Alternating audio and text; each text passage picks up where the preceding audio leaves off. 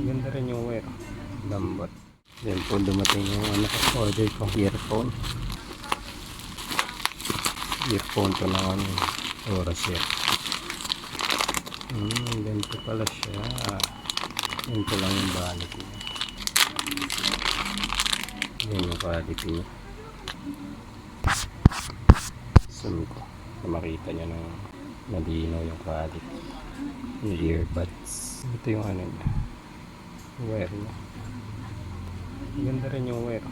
Lambot. So yan. Testingin natin yung tunog nito. Bumili ako nga kasi ito nangyari sa ano ko. Nagamit kong headphone. Wasak na yung fusion pad.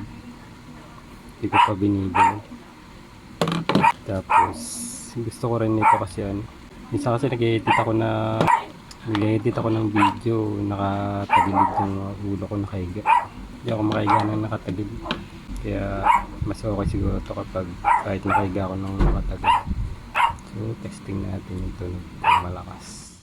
Yan, dinig ko sa inyo yung quality ng tunog nito. Tanggalin ko lang yan para mas marinig. Magala ka din din. May double din. Yan.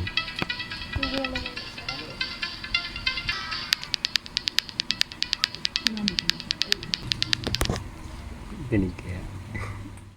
Testing ko yung mic. My check. So yan, dalawa na yung pinili ko para meron na rin akong stock. Kung sakali masira ako dito. Yan siya, oras share. So natesting ko na to sa tenga ko. Kumakalabog nga yung bass niya. Meron siyang bass.